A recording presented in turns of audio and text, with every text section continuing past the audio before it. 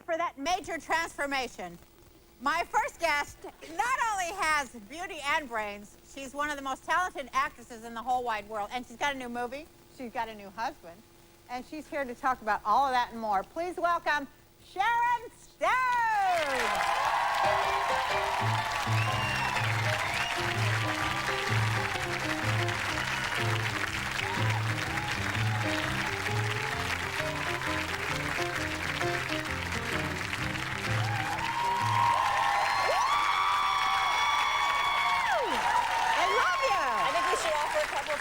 All right. So we can do a taste test. All right. Now you baked these chocolate chip cookies by yourself.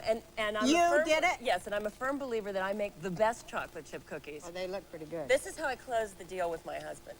Oh, really? Yeah. I baked these cookies and that was it. What were you were going to tell us some other terms of the deal? Like what'd you get for these cookies? Honey. Okay. Because these look good. Who wants to taste my cookies? Ooh. Oh, Ashley and... Already I can tell they're excellent. There you go. Who else wants cookies? Oh, my God. Hey, you know, you're getting the peanut gallery. That's your problem. Oh, my God, these are so good.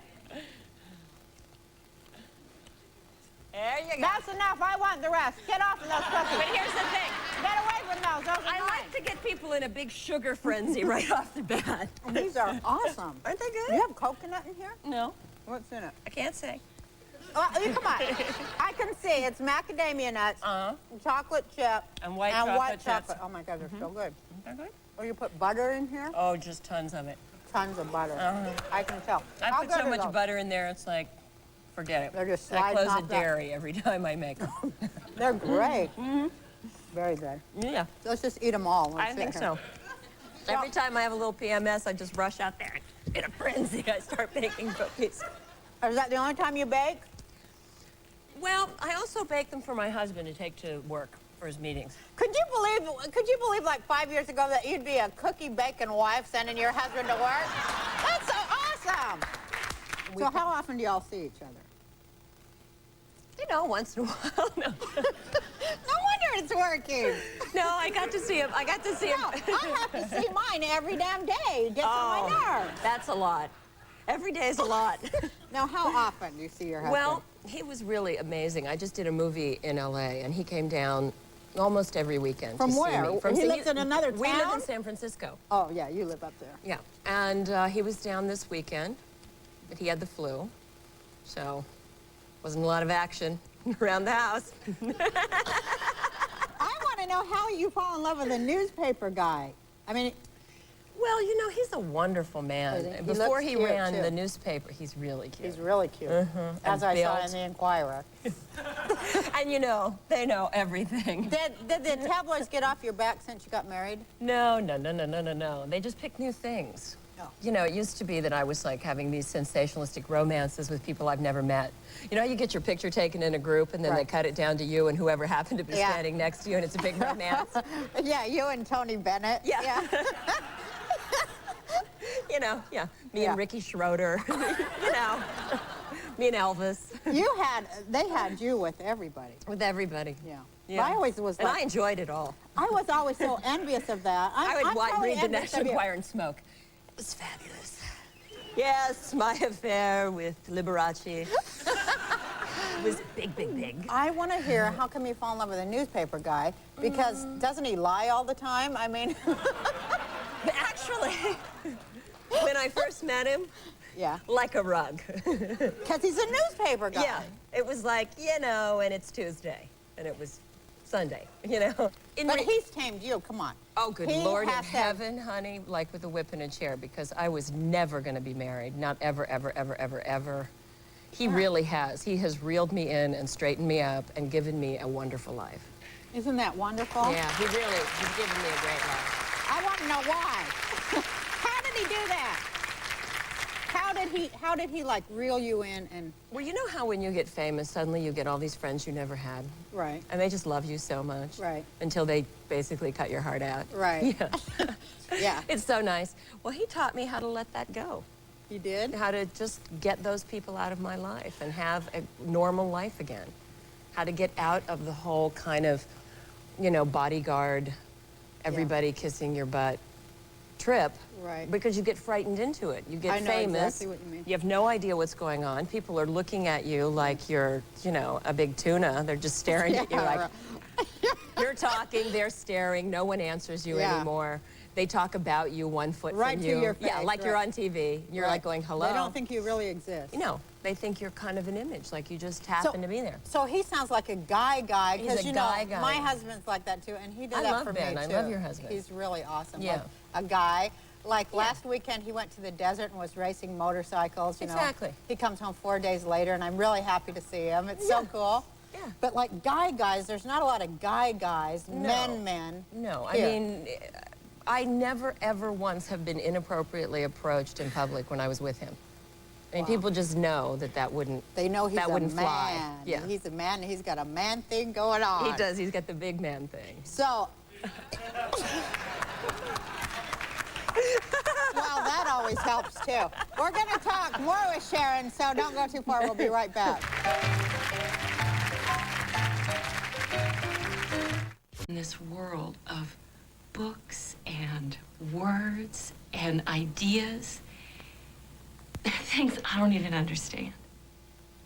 But I understand this. Kevin would trade it all for a chance to be normal.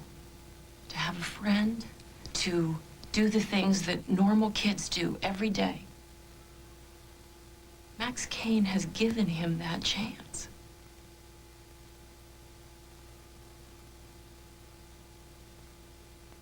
Well, I'm not going to let that be taken away from my boy.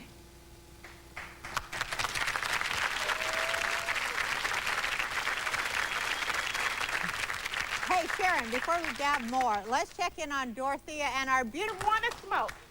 Huh? That's it for me? She doesn't want to smoke. No, that's What not else it you got for for Sharon? Sharon, I see you behind the scenes. I see you in directing, something directing. Oh, hey, I that see is so you. I see you very emotional right now. Yes. Very emotional right now. Very sensitive right now. Is what I'm picking up here. I'm also picking up that a big move. Something about a big move. Yes. Are you moving? We bought a house and it's under construction and we're waiting to move. That Dorothea scared me. Wow. Sharon, you have two wonderful girlfriends who always are in your corner. Yes. Yes, you do.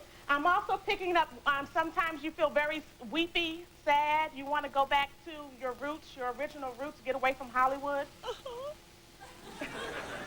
You have a great sense of humor, extremely great sense of humor. And you're reinventing yourself. After the baby, you'll be reinventing yourself. Whoa. Yeah, because my rear end will be around my knees. Well, thank you, Dorothea. You're welcome. We'll get back with you with more. Oh, great. Looks Thank like they're you. doing something to your hair there. I want to know about that pretty soon. Hey, what about that idea of you directing? You should direct. I think eventually I would like to. I don't feel ready yet. But eventually, maybe in 5 or 6 years, I think. Let's talk about your movie, The Mighty. I It's want to such ask a you. beautiful I want to ask you, movie. like, of all these roles, like you know, the man-eater, you know, the scary woman, the control freak, all these. You played like. But I think what's Now you're playing a mom. The ultimate scary control. Yeah, no kidding. No, actually, no. I've modeled it over my own perfect mother. Is she scary? My this mother? woman? Oh, in the no, movie? this mother. Neither Yeah, one your of them. mother. Neither one of them are scary. This woman is amazing. I think now that I played so many crazy people, you know, and it's exhausting did. to play drunk or high or crazy because you're playing it day in and day out, month after month for 3 to 5 months. And does it affect you psychically? You start getting, because even if you don't, at the end of the day, you're not walking around going, you know, I'm Demona, you know, or something like you've lost your mind. But still, you're feeling these kind of it's hard, it's wearing. So I really also have been thinking a lot about how much women need heroes, not villains and victims constantly, you know? And I think that so much, because women are innately so powerful, there's this whole pretense that we're a minority. Right. And Gals, we're 53% of the population. Right. And it's time for women to make a difference with that. If Right. 53% of the population was responsible, voted, tried to be more heroic, tried to be more generous every single day, tried to be more forgiving, Right. the world would change. Absolutely. it In a would. week. Absolutely. I mean, really in a week. Absolutely, in a day. Yeah. And so that's what I just feel So did like... you go after this role because you felt that that was a woman that I we think could all she's look an up to? enormously heroic character. She's a single mother. She's unemployed. Her son's father took off as he was born. She has a kid who is ill, who she's trying to be the breadwinner, the mother, the father, the friend. They move to a new town. She knows this kid is eventually going to die. She's trying to give him a great quality of life without destroying his quantity of life. And she's really reasonable, you know, and she's struggling. She's struggling to get the hot dogs and the macaroni and cheese on the table, you know, and she's loving, but she's not unreal or like superwoman, you know? What about the parallels between the roles you played and your real life? I mean, after you said that, I went, well, you did kind of go through all those personal changes at the same time, didn't you? I think so, and but I really like playing these wild characters in a lot of ways, and the crazy people have less boundaries, and so they're really fun to play. But ultimately, the more that for me, the more that I surrender myself to my work, the more I can relate to a character in a subtle and more profound way. I don't get what that means. What does that mean? Well, if I really, really am willing to be the person, it's exhausting. Yeah. It's not like having a friend over. It's like having a friend in. Right. And so you're really with that all the time in a way that's What do you different. mean, like you feel possessed, or do you feel like you're channeling people? Yes. Because that's how I Yes. felt about acting. Yes, you feel like you're channeling people. And But they I know do. people You open think your you're head crazy. and they come right in, don't Yes. they? And they take over. That's exactly how it is. It's hard to say to people, but what you do is you technically learn your craft. You come prepared.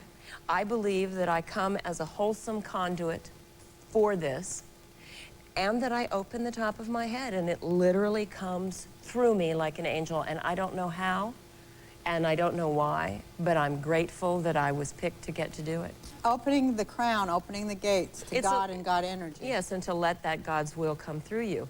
And that means for me that even if I play a bad guy, or maybe even especially if I play a villain, I have to play them bad. Right. I can't play them like I'm playing somebody bad, Right. because bad is bad. Yeah. And if you're going to see bad, you better know the that's ice pick bad. chick was really scary bad. She was really scary bad, and let Really me tell scary you bad. that when that movie was over, it was hard to Was get it? out of it. Because that character was a big, big animal that was liked running the universe. You know, liked that. How did you do it? How did you get out of it? I after locked you- myself in my house Yeah. and cried for about 3 days. Just cried and cried and cried and cried, and took baths and cried and slept and hung out and So you stayed just away from sloughed everybody. it off. You just Yeah, sloughed it like off. getting rid of it. Psychic sloughing. And don't allow it to consume you. It's scary, isn't it? A lot of people go crazy acting. Yeah, because what happens is you have to remove your own ethical, moral, Right. social boundaries Right. and live without judgment in the boundaries of the character you're playing, and say that's okay. We're really crazy people, aren't we? And isn't it People in darn lucky Hollywood. that there are jobs for us? Now, you're raising money for Amphar, Yes. and some guy says if you start dancing, he'll give you $110,000. You know, it's gone up so much since college.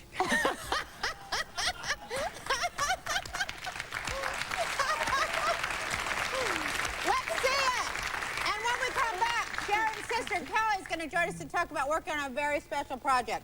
Let's see the clip of Sharon dancing.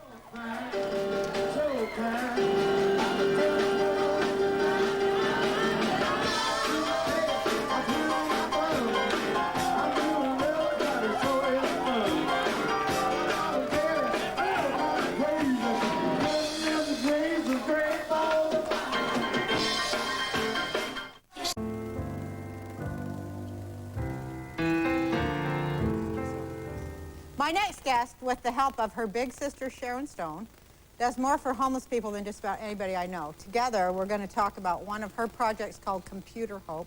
Please welcome Kelly Stone. screen too.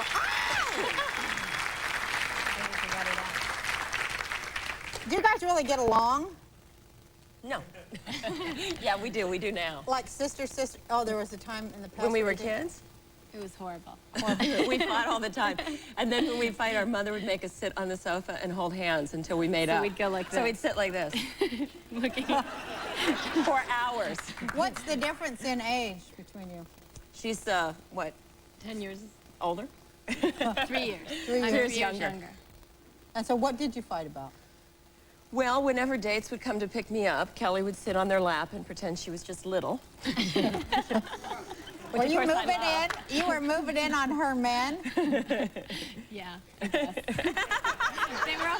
they were always cute. Oh, I bet And they it was were. great having a big sister that, you know, had brought the cute boys home, and I got to do the trial run, and then I got in trouble later. Did you ever Pushed the steal? dresser in Did you front of ever the get door. any of the guys away from her? No. No. I remember one time I had a date with someone that I thought was a big hit, like that I had really won. I can't even remember his name. No, sure, now. Now a cat's out of the bag. How mad were you at her? Not. They would just play things.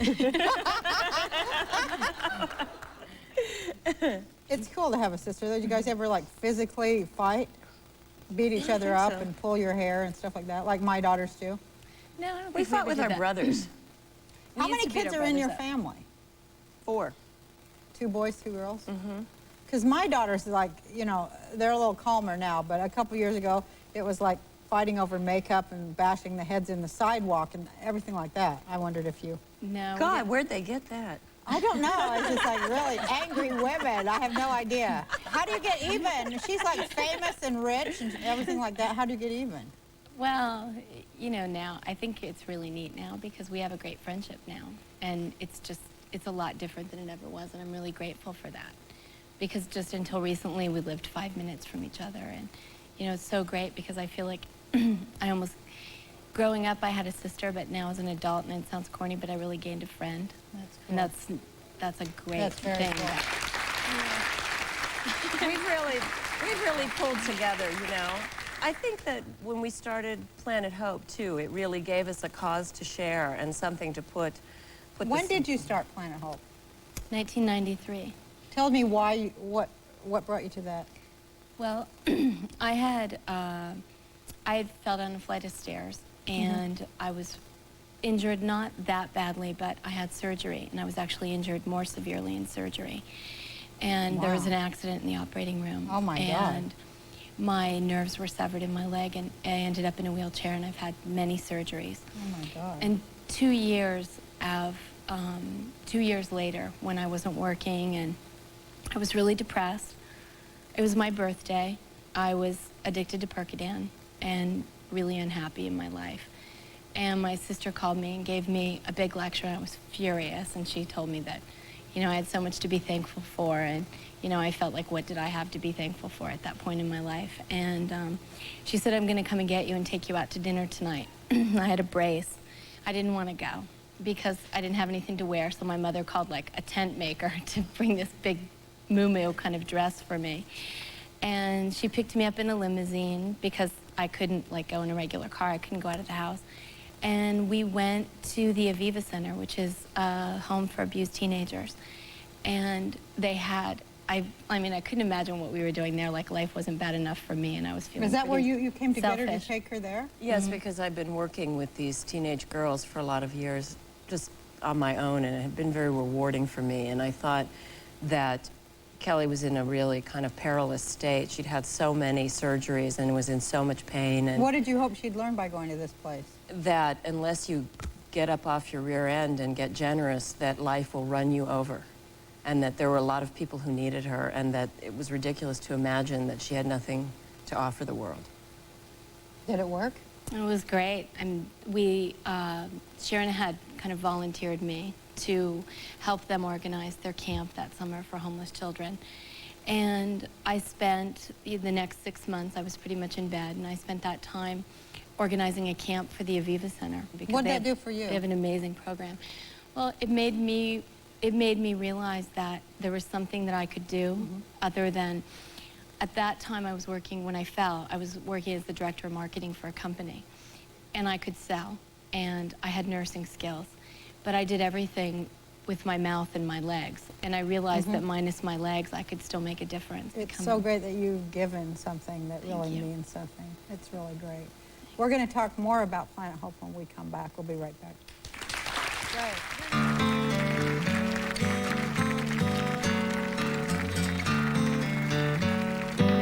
We're going to get you. Can I ask you a question? You weren't always in this place, were you? You weren't always in the place of being able to be generous and give and caring about people? You know, our mother is an incredibly generous person, and she is really the reason that we have Planet Hope. She taught us from the time we were very little that if you had something that you cared about, it was the best thing you could give to someone else. It was better than going and buying them something, to give something of your own. And she's incredibly philanthropic in her town and does everything she can and really gives from her heart. And I think that it has always been the way that we have been, and so I always felt I had something to give, my time, something. I've been working in all kinds of charity work for a long time. It's only since I got famous that I had the power to really raise money and really make a more effective community difference. But you don't have to have money and power to make a difference or to be generous. Right, absolutely. And even when we started Planet Hope, it was not easy to get off the ground. It's not easy to get people to give you anything. They're old shoes. They're scared that if they give away, they won't have anything. Right. When in reality, the more you give, the more you get. There's a circle about all that. Right. And I think we just really found that with Planet Hope. The more we stuck to it and the more we worked and the more success stories like Cindy that we have. Do you guys find that to be true too? The more you give, the more comes